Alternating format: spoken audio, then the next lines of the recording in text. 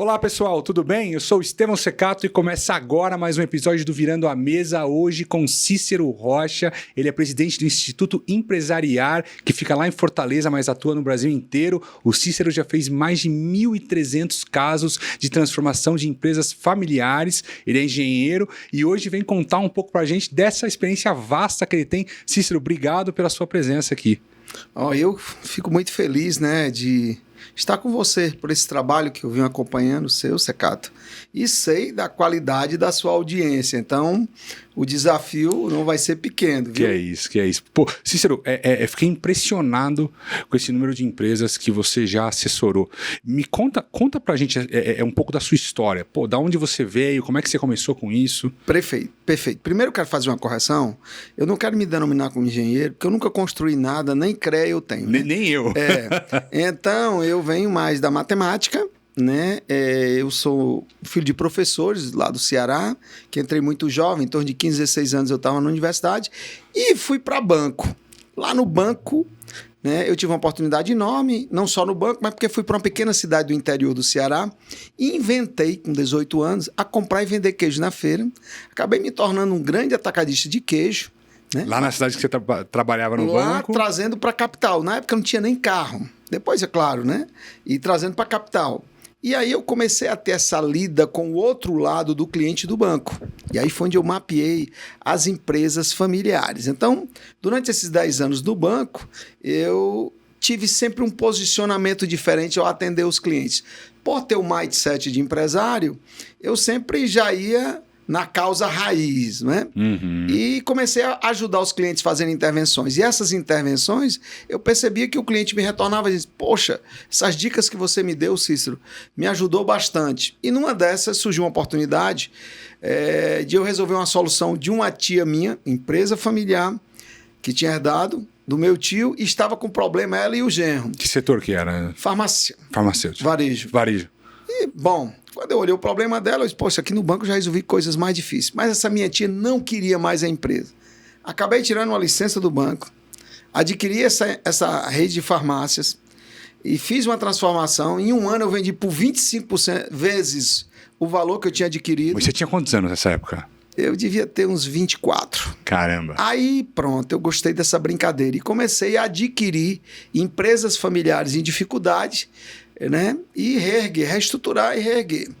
E é claro, com 10 anos saí do banco, porque o meu lado empresarial começou a ter outra dimensão. Quando chegou com 30 anos, eu tive um trade-off na minha vida. Eu montei um projeto que eu vou viver mais de 100 anos. Inclusive, quem tiver nos assistindo já está convidado para o aniversário. Eu estou com 60 atualmente. E mas aí, você sabe que, só um parênteses, eu li, acho que assim, no curso da Singularity University, em algum lugar, que o ser humano que vai viver mais de 150 anos já nasceu. Sim. Porque ele vai ser um ser humano que vai ter um DNA bom, já vem de um histórico de uma família saudável, vai levar uma vida saudável e vai ter acesso à saúde de ponta que está sendo desenvolvida já. Então, o ser humano vai viver 150 anos. Então, você viver 100 anos não é nada absurdo, não. Sim. Eu há 7, 8 anos atrás, eu vi lá nos Estados Unidos o uso do chip ainda aplicado em macacos para Alzheimer, Parkinson, aliás. Uhum. Hoje eu tenho um primo com 37 anos que já usa chip lá no interior do Ceará. Uau. Pago pelo plano de saúde, uma vez por ano ele vem só aqui, se tem um japazinho em São Paulo, reprograma, e ele tá lá, Caramba. Então, dentro disso, eu montei essa perspectiva. Isso foi uma mudança muito grande, porque eu comecei a dizer, bem, eu agora tenho que ir atrás desse projeto de vida. E vi sobre a filosofia de vida da minha família que só valeria a pena se fosse feliz. Comecei a estudar sobre felicidade, o que era isso. Imagina, empresário. Eu era um empresário muito bem sucedido, muito jovem, E eu tinha... Quando eu cheguei aproximadamente com 30 anos, eu estava com 8 segmentos simultâneos. Você já estava com 8 empresas? Segmentos 8 diferentes. segmentos. De concessionária de carro, distribuidora de queijo, indústria de confecção, ótica, indústria de lente, farmácias, Todas empresas familiares em dificuldade que eu adquiria para organizar e vender. E aí eu tomei uma decisão e disse, rapaz, o que é que eu gosto? Tinha aquela pergunta, o que é que me faz feliz? E eu percebia que aí fez uma grande gestalt, Porque o meu mindset mesmo é de matemático. Uhum. Então, matemático é assim, a gente adora um problema complexo E a gente acredita que tem um modelo ou um método que resolve. Então, como eu ia viver mais de 100 anos, eu precisava de um problema que demorasse a ser resolvido para mim, né? E aí eu vi na perpetuação das empresas familiares brasileiras um grande desafio que daria um problema para um matemático a desenrolar por vários anos. Hoje as empresas familiares são a grande maioria, acho que é Mais de 90%. Mais de 90%. Né? Sim. E eu estou te falando de coisa de muitos anos atrás, né? Uhum. E aí eu comecei atrás de um método. Sim, qual o método para resolver esse problema? Né? Eu sou filho de professores, então eu fui treinado, né? Quando falavam uma coisa, meu filho, alguém já falou sobre isso. Quem são os autores disso? Eu fui atrás dos autores. O primeiro autor que eu fui atrás, e isso é importante, porque eu sei que uma parte do seu público são consultores, foi quando eu fui montar essa nova empresa, e eu fui chegar para minha esposa. Minha esposa é uma baiana, psicóloga, crítica, inteligentíssima. E aí, minha amiga, a pergunta foi fulminante. Que negócio é esse que você vai montar? Eu disse para ela, olha, os meus colegas empresários, eu disse, era consultoria. Eu disse, mas o que é isso? O que é isso, né? Aí eu disse, os meus colegas empresários dizem que é um cara que chega com uma conversa bonita, mas sinal que a gente sabe tomar o que a gente tem, né? É. E aí eu disse, mas eu como empresário vejo o valor da consultoria, principalmente num país como o Brasil, onde a academia é distante do business. Sim. Então, o consultor ele faz essa ponte. E aí eu fiz um mestrado, tá, para responder essa pergunta. Por que os serviços de consultoria do Brasil não têm percepção de valor? Conheci um professor do MIT, o professor Parasuraman, que tinha uma metodologia para avaliar serviços, né? Não pude fazer lá, porque o meu objeto pesquisado estava aqui e o problema estava na universidade. Então, fui fazer esse mestrado na Universidade Federal do Ceará, né, para responder essa pergunta. E o mestrado me mostrou que aí tornou o projeto de doutorado, que era ausência de método. Os consultores tinham até ferramentas. E por que isso tem a ver com empresa familiar? Porque um método ele é tão importante para ambientes muito complexos. Porque, por exemplo, uma coisa é eu ajustar um cortezinho no dedo, outra coisa é eu fazer uma cirurgia cardíaca. Então, se eu vou usar o bisturi aqui para um corte de um dedo, para tirar um sinalzinho, uma coisa. Agora, se eu for fazer para uma coisa mais complexa, eu preciso da medicina para me orientar. Então, quando eu abordei as empresas familiares, eu disse, olha, o meu mestrado já me ensinou e o projeto de doutorado. Eu tenho que ter um método. Então, eu fui no mundo saber quem tem metodologia sobre isso. Para empresas familiares. Para resolver esse problema da perpetuação da empresa familiar. Para responder o que é uma empresa familiar de sucesso. Então, saí pelo mundo.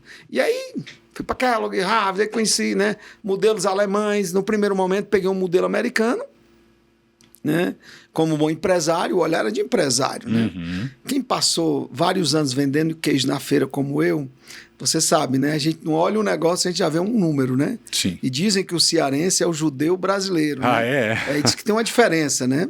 Diz que o judeu vende a mãe e entrega. O cearense é pior, ele vende e não entrega, tá? São os pernambucanos que dão como gozação. Então, eu saí pelo mundo, né? E aí, nesse instante que eu encontrei metodologia, tentei importar metodologia, 1, 2, 3 anos, e aí foi o meu grande desafio. Nessa época eu estava extremamente motivado, feliz com esse trabalho de consultoria, né?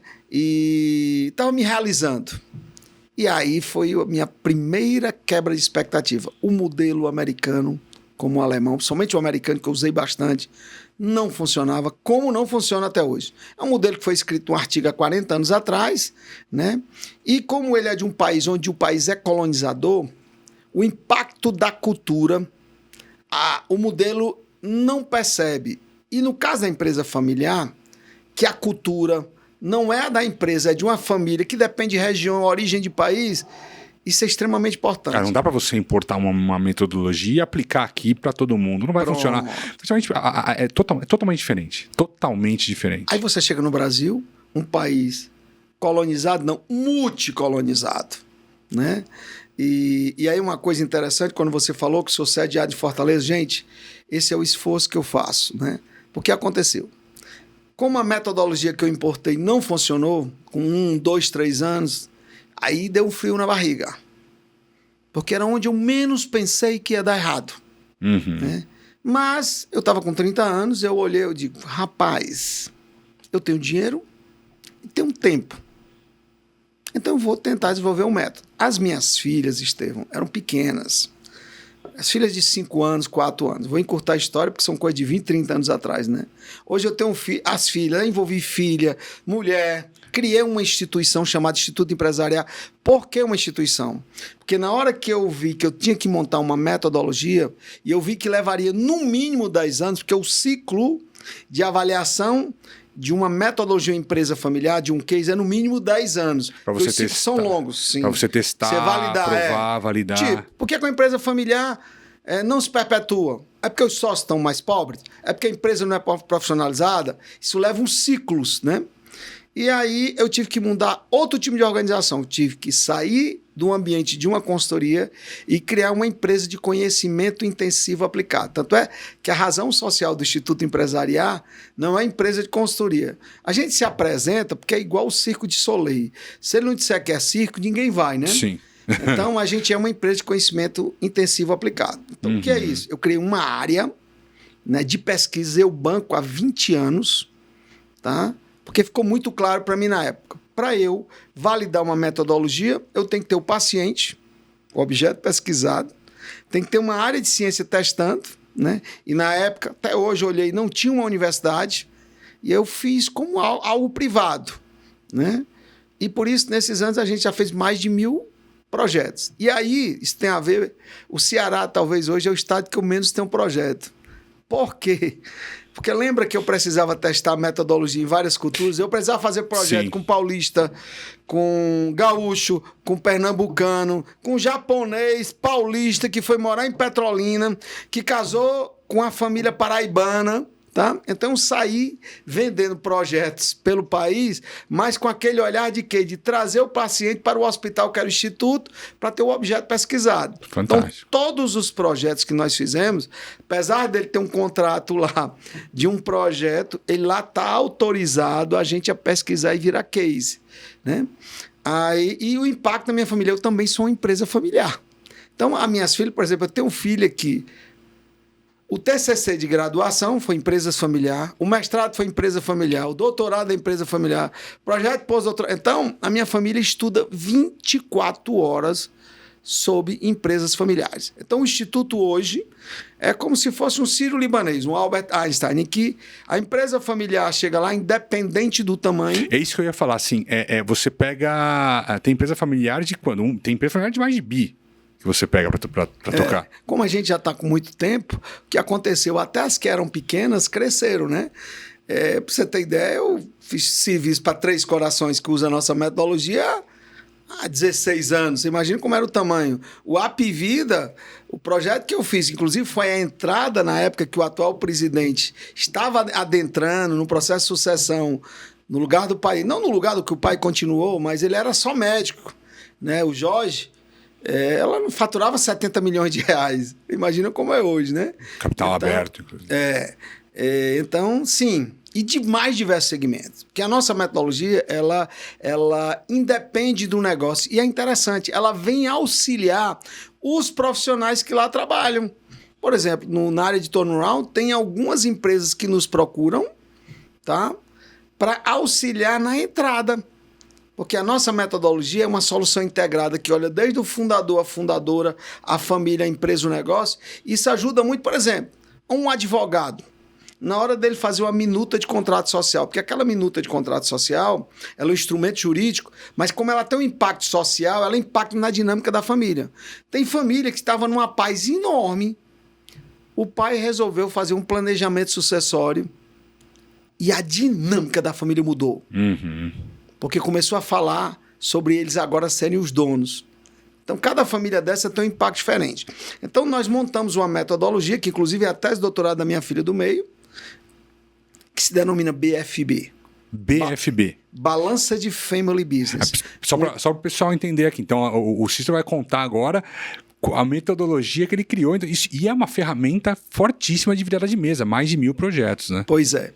E o desafio, né? Porque uma boa metodologia é aquela que torna simples o complexo. Não confundir ser simples com ser simplório. Uhum. Né? Você tira do ambiente do que é confuso Tá? O que é complexo, ele sai do ambiente confuso do que é claro. Então, a metodologia, ela vem realmente trazer aos profissionais, aos empresários, a um novo estado de compreensão para uma situação complexa. É como um médico, quando pega um corpo humano, ele tem uma metodologia que ele entende. Cara, se eu mexo com o braço, isso aqui. A primeira coisa que a metodologia apontou, que auxilia demais os profissionais, né, a galera de turnaround, né, é que a empresa familiar, o que é que diferencia uma empresa familiar de uma não familiar? A empresa não familiar, ela é um sistema mecânico. E a empresa métodos, processos, controles, ela padrões. É uma máquina, tá? Ela é no mecânico. Já a empresa familiar, ela é um sistema orgânico. Metaforicamente, imagina teu carro, imagina teu corpo. Até parece, nós temos estruturas mecânicas, mas é absurdamente diferente. Os sistemas orgânicos, ele tem alma, ele tem vida. E aí tem uma coisa muito interessante do sistema orgânico, o mindset, que é infinito, é do sistema orgânico se perpetuar.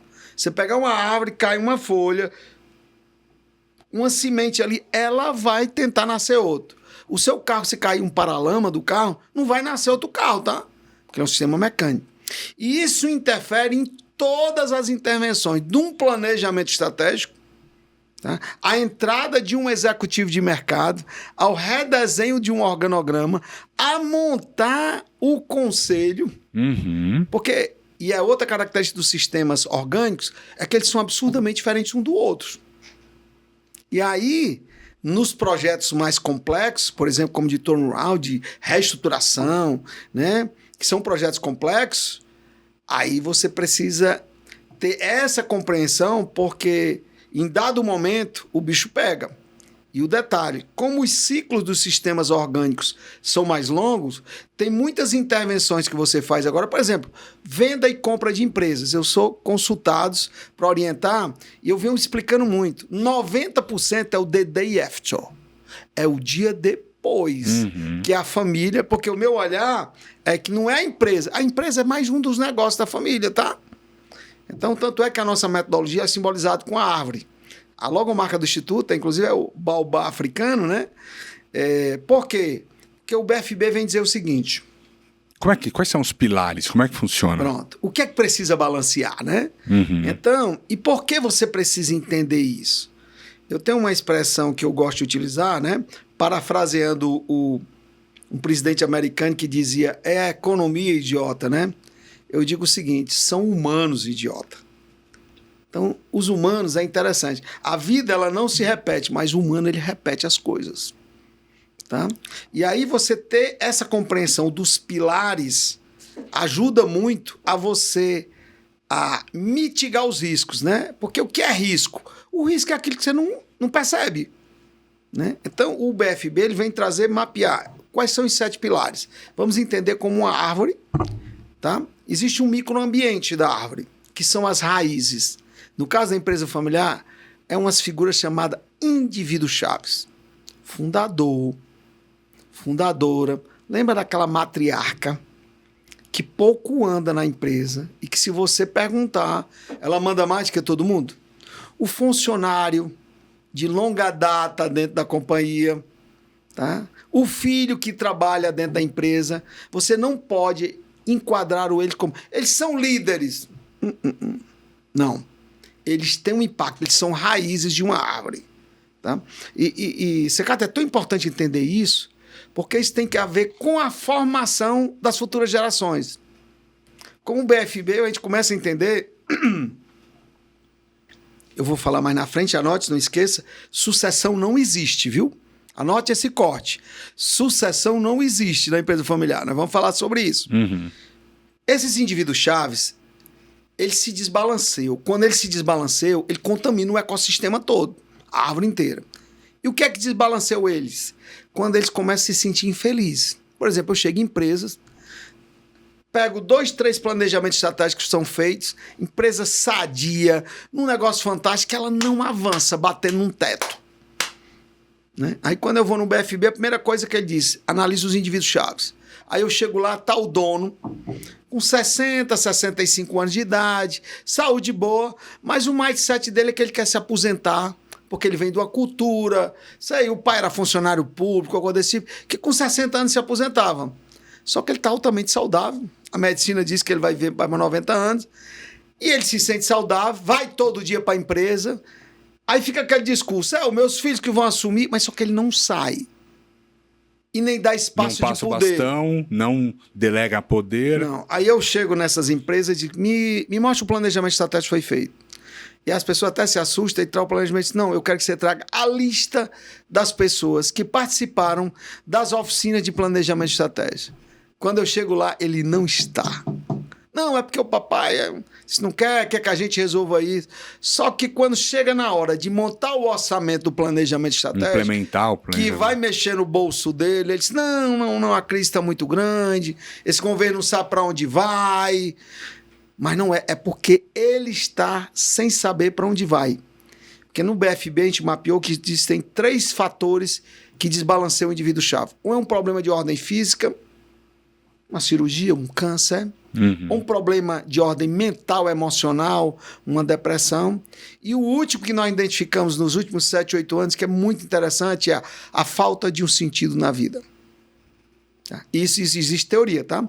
Tudo que eu falo aqui, gente, tem ciência. Falta de sentido na vida, quem estiver nos assistindo, conheça o pesquisador que eu utilizei, chamado Viktor Frankl. É um autor austríaco, tá? Que ele fez um trabalho, inclusive na Segunda Guerra, nos campos de concentração, que as pessoas que não tinham sentido na vida adoeciam. Então eu trouxe isso para o ambiente desses indivíduos chaves. Outro pilar é a família, que é o tronco da árvore. Tem uma coisa que desbalanceia essas famílias, se ela se desarmonizar. Isso, olha, empresa familiar suporta o que você imaginar. Crise cambial, recuperação judicial, falência, mas desarmonia na família não tem quem segure. E existe também 6 pilarezinhos internos que desarmonizam uma família empresária. Uma delas, é muito interessante, é a hierarquia. Quem manda em quem, né?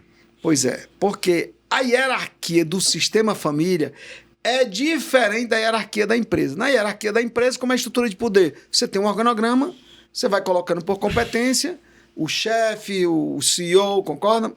Já na empresa familiar, a hierarquia é por ordem cronológica de chegada. O filho mais velho, o filho do meio, tá? E, para não entrar mais em detalhe, porque isso é antropológico, tá? Porque o sistema família, ele vem se organizando há milhares de anos. E eles têm alguns princípios.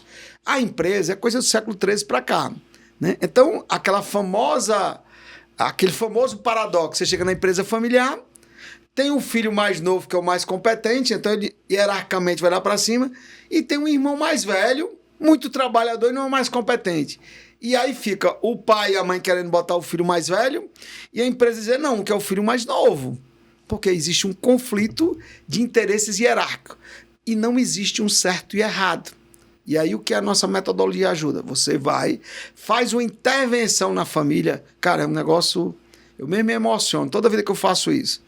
Você pede uma autorização simbólica. Só que você quebrou uma estrutura psicológica. Quebrou não, você fez uma alteração numa estrutura psicológica que você não fizer, ela vai passar a vida inteira cobrando daquele jovem porque o irmão mais velho não está. E aquilo gera um esforço em energia, conflitos, problema de desempenho, conflito entre sócios. Então o BFB diz... Essas 6 ramificações são quais, Cícero? Foco. Empresa familiar, ela tem uma tendência a uma informalidade muito grande. Estou falando no ambiente da família. E assim, o filho, o papai, eles conversam, eles não param para pensar futuro. Então, nós temos uma metodologia que a gente monta um plano estratégico da família, tá? Aí é outra metodologia, diferente da empresa. Para quê? Porque para alinhar o foco. Foco, hierarquia, outra coisa, pertencimento. Lembra do genro? Que tá lá, e aí a família às vezes trabalha até na empresa, mas os cunhados não colocam eles nos negócios. Aquela famosa frase, o agregado. Mas se esse genro chegou na família quando os cunhados ainda eram crianças, ele tem um poder cronológico enorme. E tem que ter muito cuidado.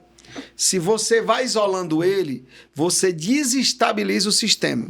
Essa coisa de pertencimento é muito interessante. Eu lembro de um grupo gaúcho que nós cuidamos, que ainda é nosso cliente, que quando eu cheguei lá, havia um problema sério. 3 irmãos e tinha um irmão, um cara fantástico, no comercial, uma máquina. Mas diziam, eu cheguei nesse grupo, eles foram assistir uma palestra minha, eu estava dando uma palestra na HSM, e com o professor John Davis, estava eu e ele, e esse grupo gaúcho assistiu e me chamou para auxiliar. Quando eu cheguei nessa família, existia uma pauta. Rapaz, nós vamos dividir a empresa, nosso irmão é muito complicado. Quando eu olhei, a empresa fantástica. Eu disse, caramba, por que esse cara quer abrir a galinha dos ovos de ouro? E dizia, a pauta era essa. Nossa, e realmente o cara era difícil. Aí o BFB disse, quem esse cara é o indivíduo-chave? O que está faltando? Por que ele está infeliz? E aí nós mapeamos. Esse já era uma pessoa de mais de 50 anos. Ele, quando jovem, engravidou uma menina na cidade. Uma cidade muito pequena, onde o pai dele e o pai da menina eram os líderes. Então isso trouxe um transtorno social muito grande. E ele, como era muito jovem, resolveram que ele não casasse, mas o pai, com uma certa punição, fez com que ele saísse da cidade, fosse trabalhar numa empresa fora, passou muito tempo fora. Então o cara internalizou um comportamento do exilado. Uhum. Então todo esse problema que ele criava na empresa é porque ele cobrava da família o exílio. Tá? Só que nem ele mesmo sabia disso. Então nós fizemos todo um trabalho de intervenção psicológica, resgatamos. Cara, se você vê esses caras hoje, é incrível.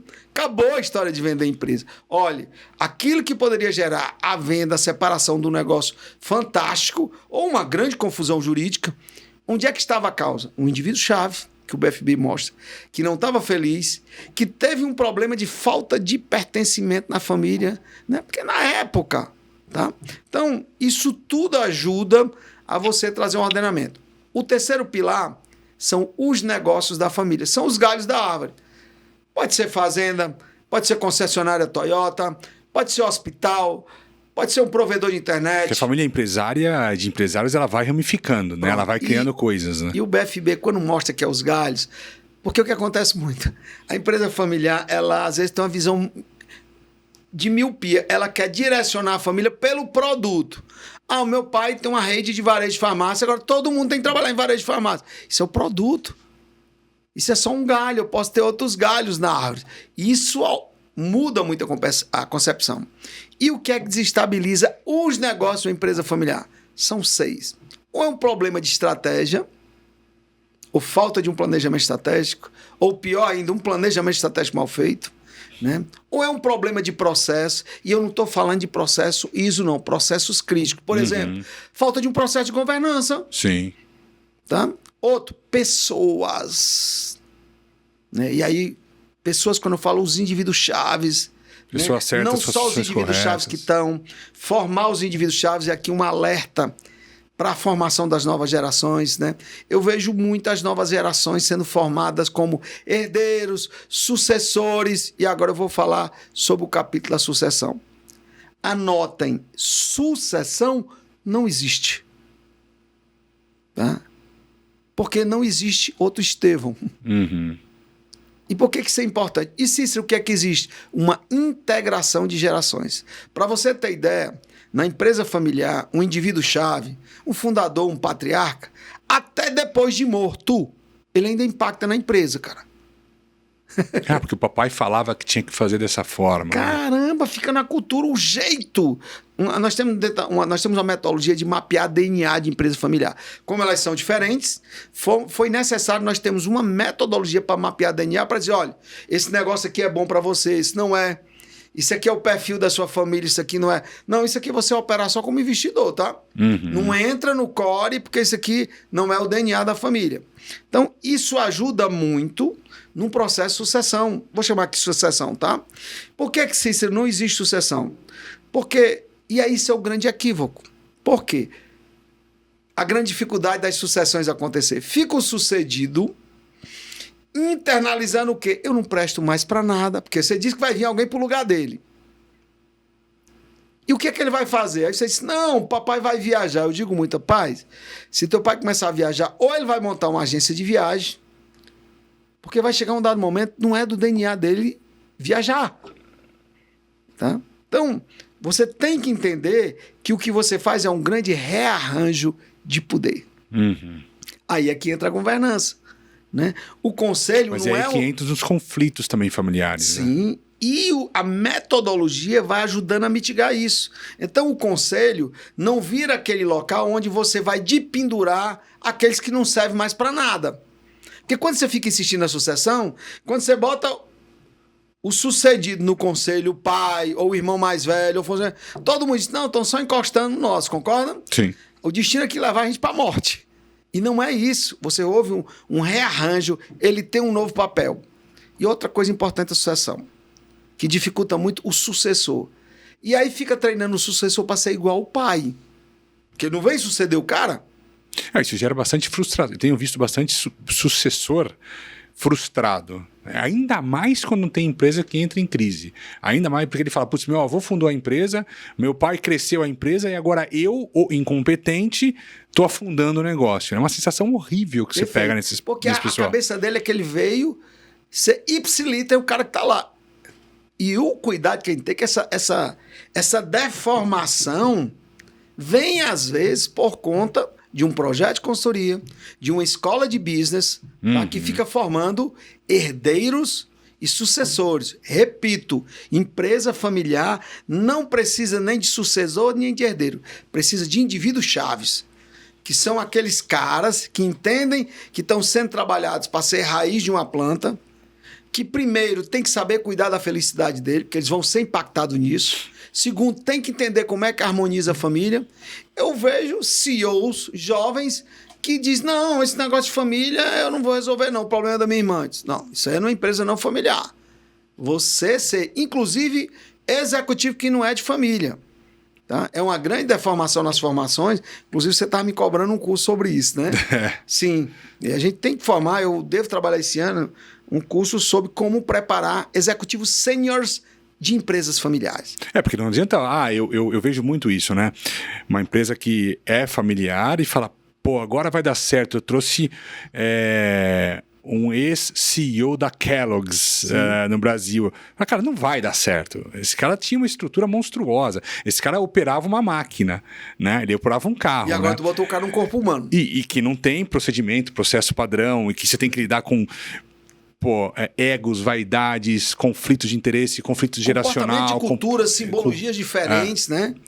Exige um outro skill totalmente. Que eu acho que é muito que falta, e aí, indo um pouco além, eu acho que falta muito nos executivos brasileiros e quem trabalha com virada de mesa, esse soft skill, essa capacidade de entender a parte psicológica, motivacional das famílias e das empresas que eles estão assessorando. É muita técnica, mas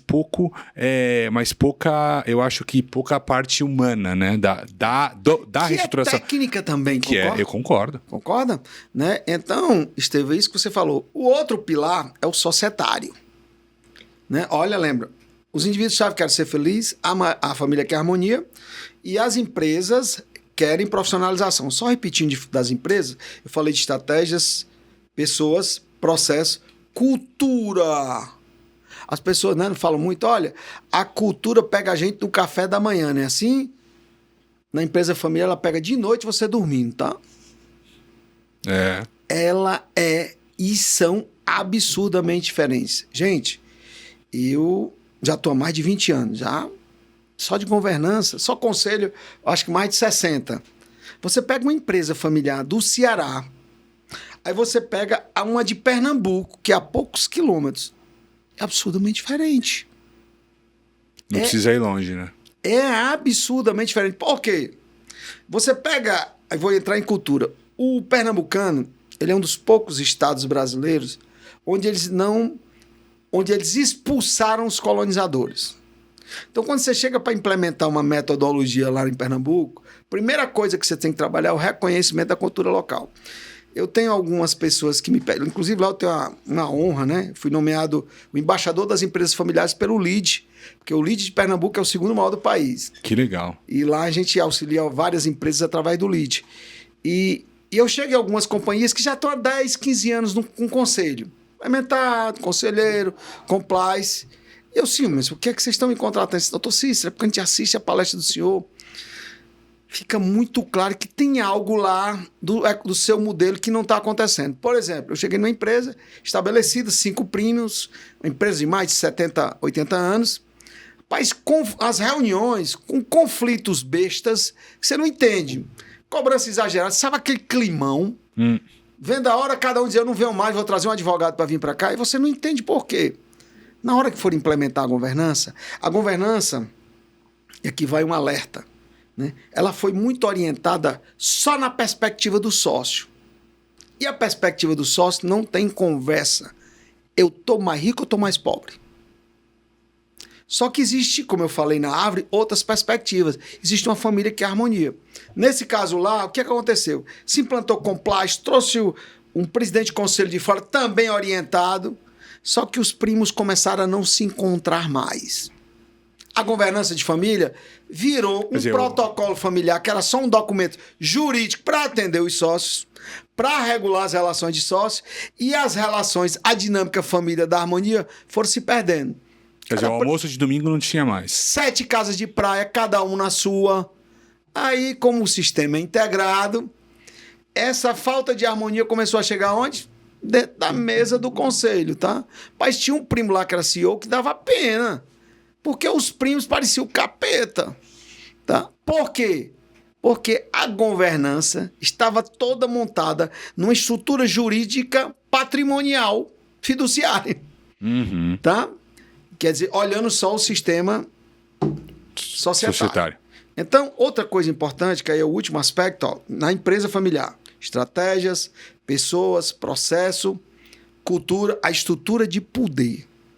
Aquele famoso organograma. Numa empresa familiar, aquilo tem um impacto enorme. Enorme. Às vezes, eu tenho uma estatística que é assombrosa. 80% das empresas familiares que eu chego, 80%, tem um organograma que não funciona. Eu assessorei uma empresa que o filho era formado em marketing. O pai estava na empresa há 40 anos e entendia, assim, um barulhinho da máquina, ele já sabia identificar o que estava errado ou não. E o filho a empresa começou a entrar em crise e o filho começou a crescer para cima do pai e querer mandar na produção. Formado em marketing sem nunca ter trabalhado. E o pai, coitado, para não brigar, já tinha seus 75 anos, para não brigar acabou sendo permissivo e deixando o filho entrar ali. Obviamente, a empresa passou a não ser mais tão bem sucedida até o ponto de terem que tirar o rapaz, né, rapaz de 45, 50 anos, afastá-lo porque ele estava sendo prejudicial para a empresa. Mas essa questão da falta de organogramas e responsabilidades bem atribuídas, né? Perfeito. E aí, Steve, quando eu chego nessas empresas que não tem, todas elas apresentam um comportamento. Nós temos um problema de comunicação, doutor Cícero. Nós temos um problema de papéis e responsabilidade, né? E, gente, o organograma, ele vem para, de forma gráfica, alinhar isso, né? Que você manualiza, você escreve, tá? Só que na hora de fazer o organograma de uma empresa familiar, lembra que eu te falei que tem um organograma lá da família? Então, você precisa de uma metodologia. E, às vezes, eu vejo um verdadeiro crime. Chego lá, não, foi a menina do RH que fez. Caramba, a menina às vezes, doutor Cícero, deixa eu fazer. Eu disse, minha filha, não mexa nesse vespeiro. Porque na hora que você for dizer pro filho, ó, você tá entrando demais na área, né? Então, essa é outra coisa muito importante, que eu chamo isso, não é nem eu chamo a estrutura de poder. Porque você tem a estrutura de poder familiar e a estrutura de poder da empresa. E societária. E societária. Porque às vezes você tem um filho que nem tá, mas o pai, por dado momento, à época, deu mais ações para ele. Então, esses 3 organogramas, e ainda lá nos indivíduos chaves, tem uma ordem hierárquica também, tá? Eles ficam se conversando, tá? É como o seu braço conversa com a sua coluna, com o seu pescoço, né? Então, ter essa visão integrada e fazer isso auxilia demais, tá? Aí o último aspecto que eu acho extremamente importante, dos 6, que desbalanceou a empresa familiar, tecnologia e inovação. A empresa familiar, como todo sistema orgânico, ele tem uma natureza, às vezes, conservadora, porque a preocupação dele é se perpetuar. Tudo que, quando você fala em morte, ele pula lá com lá. Então, é na natureza dele ser conservador. Ora, o conservador extremo, ele é um grande inimigo de quê? De inovação e tecnologia. Ele vai ser consumido, ele vai ser tirado do mercado em algum momento. E aí, as nossas pesquisas mostraram que, por exemplo, isso aqui é muito interessante que eu vou falar para vocês, que vocês não vão encontrar nos livros. Como fazer inovação em empresa familiar. Eu fui um dia desse um grande hub, mantido por 3 famílias empresárias, e conheci há 4 anos atrás, andei o ano passado, o hub chega a estar morto.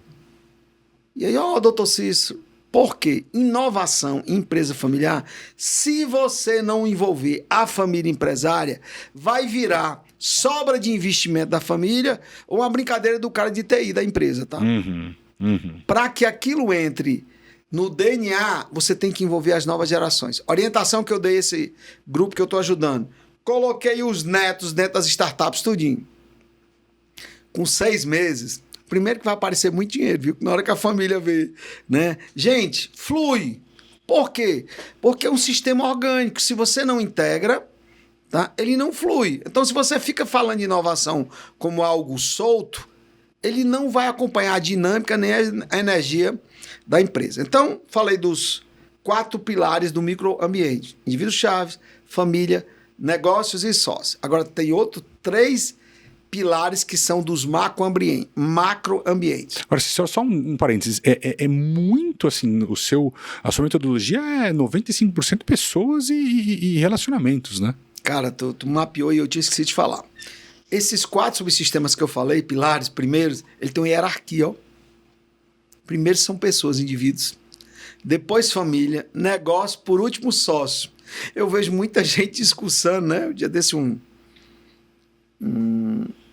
acho que foi na rede social, não sei. Alguém chegou que tinha terminado um curso de formação de conselheiro dizendo: professor, quem manda é o sócio.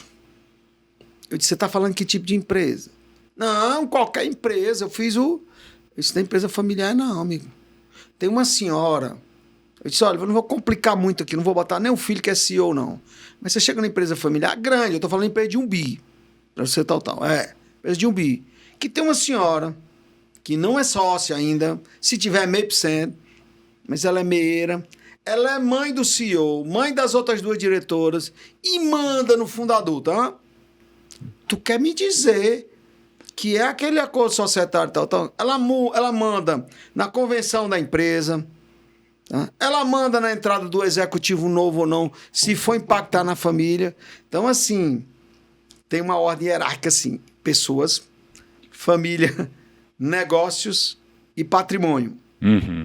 E aí, Estevão, existem 3 pilares que são do ambiente externo.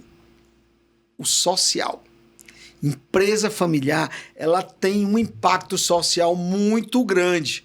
Por quê? Normalmente ela está atrelada a uma cultura de uma cidade, ela influencia um bairro, né? Porque é a farmácia do seu fulano. Sim. Por exemplo, eu vejo no Nordeste, como vejo em empresas aqui do Sul, que ela é uma... Vamos pegar o Nordeste, estados pobres, né? Quando você tem uma empresa local que se torna nacional, aquilo eleva a autoestima da social, impacta nos profissionais do Estado, na universidade, porque aquela empresa faz convênios. Por isso, na hora que se vende uma empresa familiar, e principalmente uma multinacional, né? Poxa, que fica só a mão de obra final, né? Não se contrata mais os profissionais, os cargos às vezes vão para as holdings, não vão. Então, isso tem um impacto social muito sério. O outro pilar, o 6º, é o meio ambiente. Isso é muito interessante. Porque, como eu falei, como a empresa familiar é um sistema orgânico, é do inconsciente dela. É muito interessante isso, tá? Essa responsabilidade com o meio ambiente. Eu vi recentemente algumas pesquisas onde o ESG está mais sendo bem implementado, que não está sendo implementado por obrigação, e sim por vontade. São nas empresas familiares. Por quê? Porque a empresa familiar, quando ela percebe que qualquer nova implementação vai auxiliar na perpetuação, ela inconscientemente ela adere. Eu digo, né, que casos como esse que nós vimos nos últimos 2 anos de meio ambiente, dificilmente empresas brasileiras ocorreriam numa empresa familiar. Por quê? Porque a empresa familiar, ela às vezes evita, ela é muito conservadora. Mas é o que você falou, é o organismo. Eu como parte eu como sendo um organismo vivo, parte daquele ecossistema e daquele ambiente, eu não vou querer prejudicá-lo. Se eu sou um organismo tenho uma sensibilidade maior para isso. Focado muito mais em gerar retorno para os acionistas, que são as empresas maiores, eu vou até fazer o ESG, mas muito mais, eu tenho visto isso, por uma percepção externa para atender a alguma obrigatoriedade, exigência, não por uma vontade mas interna. Mas não por uma concorda? vontade, porque minha vontade é maximizar o retorno para os acionistas. Perfeito. Então, o meu ambiente, né? Claro, isso porque é importante. Porque na hora que nós vamos fazer um planejamento estratégico, né, lá no Instituto, a gente bota o BFB. Então a gente não fica mercado, pessoas, marketing econômico. A gente bota esses pilares. E o último, que é bem interessante, né, que a gente chama lá um transcendental existencial.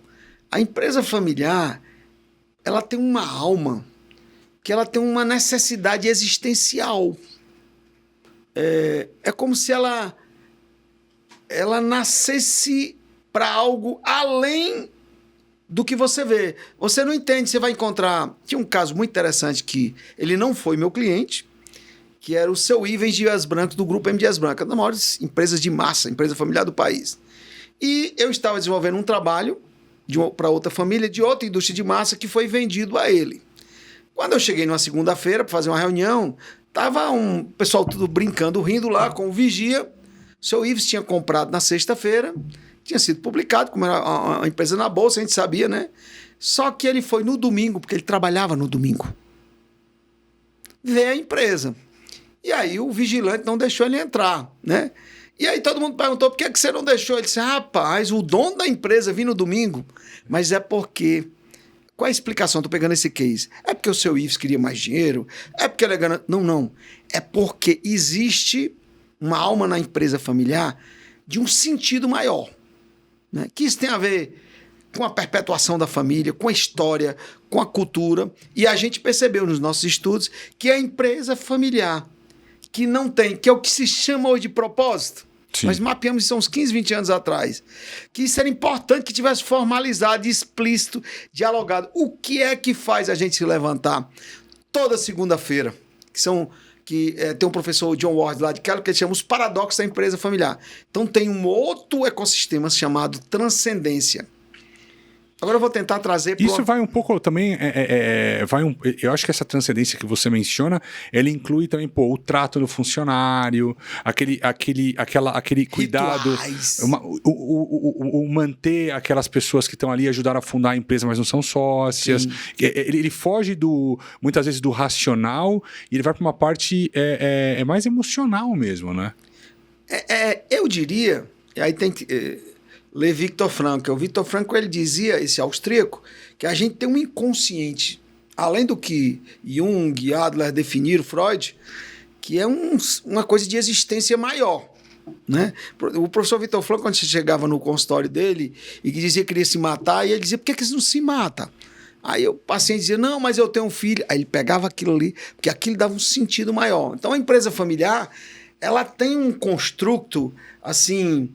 da origem, é um construto que vem de histórias, que vem de cultura, mas nós vimos tecnicamente que isso tem que permear. Deixa eu te mostrar como é que é isso na prática, porque eu fico falando aqui e no Instituto, gente, a gente tem uma oportunidade fantástica. Não, mas, né? Tipo assim, continua, porque eu acho que foi a melhor aula que eu já tive sobre gestão de empresa familiar. Assim, são conceitos super novos, para você não, né? Mas eu que trabalho com isso, né? E muito do que você me falou, eu vejo na prática, mas eu não tinha essa metodologia e esse olhar fatiado, né? Que muita gente vai na prática integrado, né? Sim, muito legal. E aí, por exemplo, vou dar um exemplo aqui de uma empresa. E como é que a gente... tudo bem, você fala que... Mas como é que você faz isso, meu amigo? Tem o dia a dia. Tem finanças, tem processo, né? Então, a gente busca o sentido, inclusive através da religiosidade. Olha como é interessante. Vou dar um exemplo prático. Chegamos numa empresa, vou até dizer o nome, que é uma empresa que nos honra muito, que é a Macroengenharia. É uma empresa que atua no Brasil inteiro e ela tem ela faz guindastes, ela vende serviços de transportes de eólicas e tal. E essa família, a família empresária, que nós cuidamos, é do DNA dela a religiosidade. Eles são católicos. Tá? E aí, como é que a gente se utiliza? Independente de qualquer credo, né? A gente propôs que as reuniões do conselho fossem abertas com oração. Como tem a matriarca, o patriarca, eles acharam fantástico. Só que na hora que nós fomos montar todo um modelo de performance e desempenho, por quê? Porque a religiosidade, estou falando de religião, ela leva ao ser humano a raciocinar além dos 5 sentidos, concorda? Mas como é que você vai fazer isso numa prática do dia a dia, do orçamento, do indicador, do EBITDA, né? Então a gente pegou o modelo de gestão dessa empresa, que foi desde o conselho até o tático operacional, montamos as reuniões de acompanhamento de performance, só que nós deliberamos que toda abertura de reunião teria uma prece e oração. Se um era budista, falava uma palavra, implementamos isso em 20, 30 fóruns de performance da companhia. Meu amigo, você não tem ideia.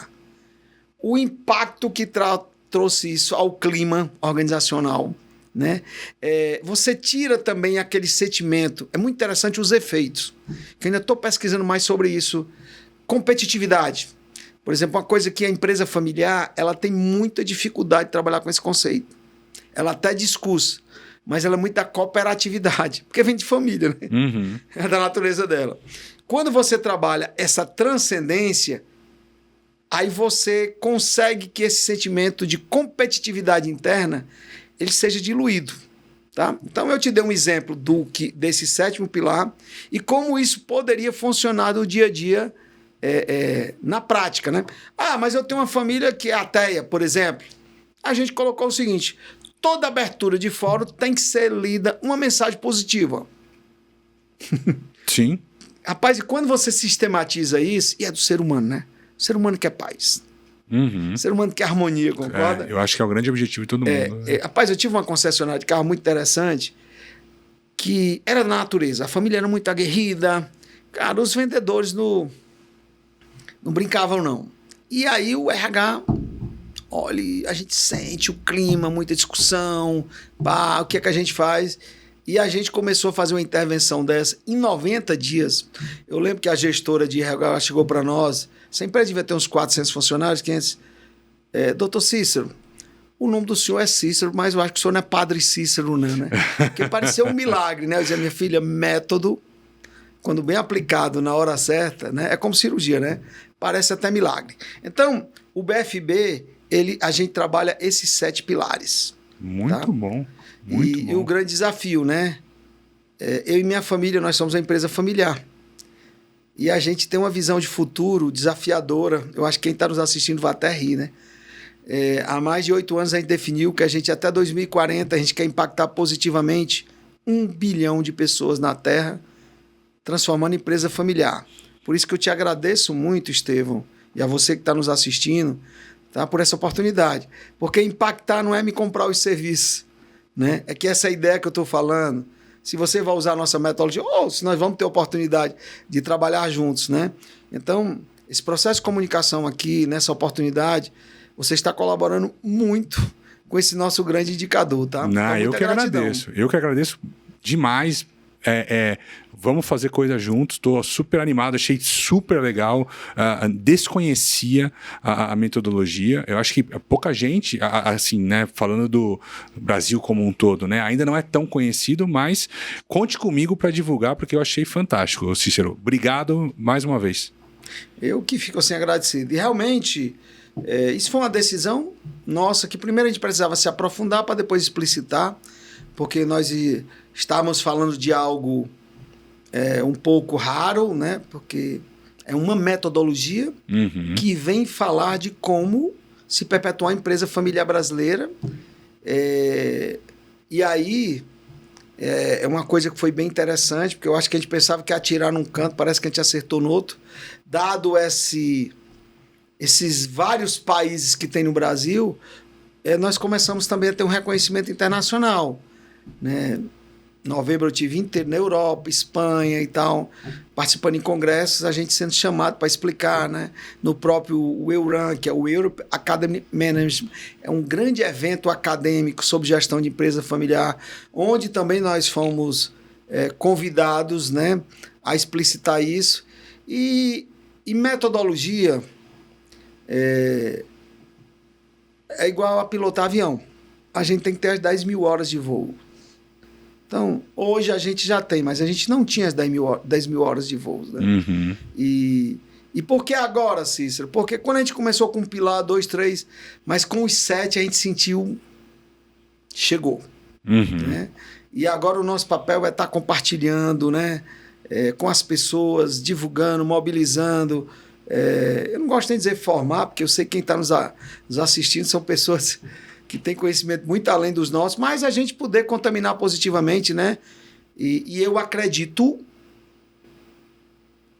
quando eu falo acredito, gente, eu sou empresário, matemático, e eu acredito com dados. As empresas familiares vão dominar o mundo. E a pandemia me ajudou a isso que eu venho dizendo há 15 anos. Ela encurtou isso. A percepção de valor, eu estudo muito sobre percepção de valor do comportamento humano. Quando eu fui estudar a qualidade dos serviços de consultoria, eu vi a importância de entender o que é qualidade. Qualidade é percebida. E eu vejo cada vez mais, eu participo, né? Hoje eu estou 12 conselhos. Desses 12, 5 eu sou presidente. Desde empresa de tecnologia, que vocês imaginarem. Então, meu olhar é para o ser humano. Aquilo que eu falei, aquela máxima que eu digo, são seres humanos, idiotas. Se nós entendermos, né? As pessoas me perguntam muito da economia, me perguntam da política, eu sempre explico através de pessoas. Sim. Né? Então, eu vejo que cada vez mais o ser humano vai querer o humano. Nós vamos... Concordo. Isso está acontecendo no vinho, no café, onde eu tenho clientes dessa área. Se a pessoa quer comprar de uma família, né? Então vai querer comprar um apartamento. Não, eu quero comprar porque é da família do Secato. As pessoas são um pessoal sério. Então esse apartamento que eu vou morar, eu quero que seja um que veio dessa construtora. Isso ainda eu sei que eu estou falando. A minha esposa é que disse que eu falo coisas. Tudo só acontece daqui a 10 anos, né? Mas agora com a pandemia está ficando mais próximo. Então, quem é que tem, quais são as organizações que traz na sua essência o ser humano? As familiares. Empresa familiar. Sim. Ela é essencialmente humana, desde a natureza da criação, do transcorrer. Né?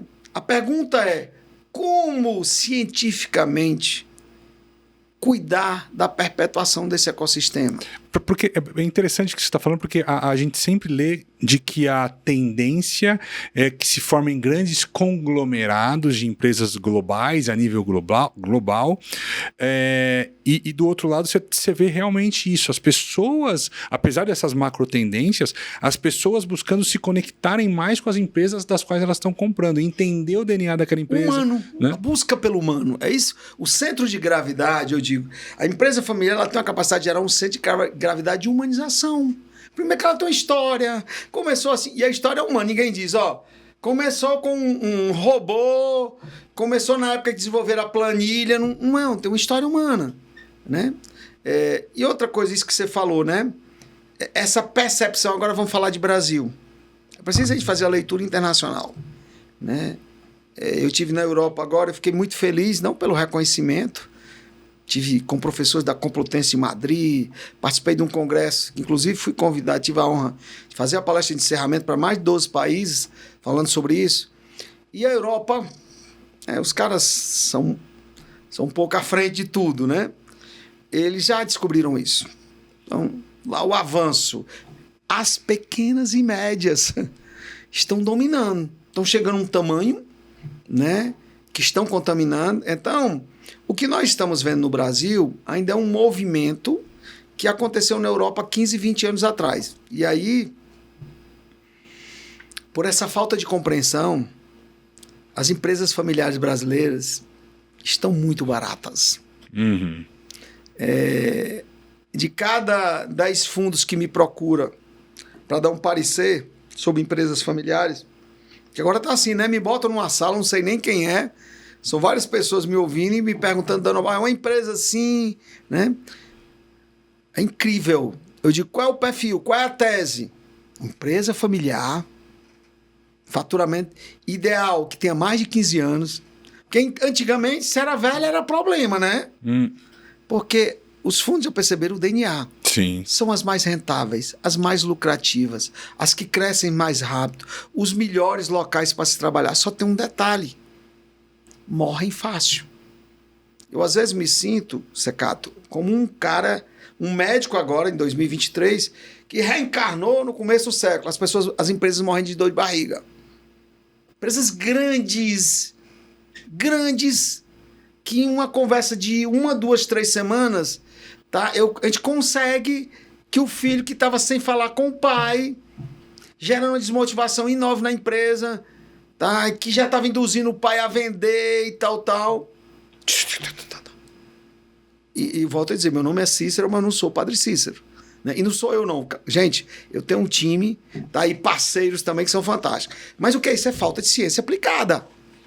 Né? É falta de ciência aplicada. Então, o que está acontecendo? Né? E o Brasil, né? Você sabe que nós fomos colonizados 2 vezes. Depois da Segunda Guerra Mundial, nós fomos colonizados pela América do Norte. E o modelo da América do Norte, que não é um grande exemplo, né, de humanização. Apesar de que lá eles já estão mudando. Só que o que eles vêm vender aqui ainda é, como eles vêm como comprador, né? O comprador, ele sempre olha para o seu negócio e diz, não, isso aqui não, só vai lhe dar problema, concorda? Então, a gente tem que ficar atento, né? As teses de governança, toda orientada para tirar a família. Olha, eu que vivencio isso 24 horas, eu vejo coisas absurdas dentro de escolas de referência de negócio. Do tipo de dizer, depois dos 60, 65 anos, o fundador tem que sair da empresa. Tem Big Four também, tem regras de compliance disso, mas e é nessa. É justamente onde a pessoa tem mais a contribuir, né? Demais! E outra coisa, isso numa empresa não familiar, eu entendo. Um executivo de um Banco do Brasil, eu entendo. Mas numa empresa familiar, onde as tradições, a cultura faz parte do DNA, a presença, nem que seja simbólica, é fundamental. Só que, se eu olhar só pelo olhar do sócio e do negócio, eu não vou entender isso. E aí, quando eu começo a implementar esse discurso, eu contamino. Né? Porque aí o dono começa a discursar, eu já vou... Né? Agora é o pessoal, eu não sirvo mais para nada, e fica todo mundo, cara, a filosofia é esse cara, ou era o pai dele, ele, quer dizer que não servia para nada, eles são os obsoletos. E aí chega um jovem inocente que fez MBA lá em Harvard, chega agora inocente, que tá tudo errado, né? As tradições, e o mercado virou. Ele disse, não, eu quero saber da história do seu avô. Eu quero fazer negócios com alguém. Eu lembro de uma empresa... Aqui eu quero dar uma vivência prática disso. Como isso funciona? Porque às vezes eu falo isso e as pessoas podem achar que eu estou sendo um pouco utópico, poético, né? Mas eu lembro que eu participei de um conselho de uma empresa que 70% do movimento do cliente dessa empresa era da Vale. E a Vale, ela prega muito por segurança. A empresa quer segurança, né? Nos contratos, que não vai ter, né? Que o funcionário da empresa contratada não vai estar negligenciando. E houve uma mudança no presidente lá da Vale. O outro, nós tínhamos um excelente relacionamento. E houve um pânico na área comercial. Seu pai mudou o cara, e agora tudo que a nossa tradição, o cara não sabe quem é, né? E como é que a gente vai chamar a empresa, a companhia, o marketing, como é que a gente vai mudar a comunicação? Vamos criar um evento. Aí eu disse, nós somos uma empresa familiar. Né? O que diferencia? Qual é o diferencial competitivo? Nossa, eu disse até isso um dia desse pro Jorge, que é o presidente do Apivida. É a família. Sim, doutor Cícero, mas o que é isso? Disse, não, nós vamos marcar uma agenda com o presidente.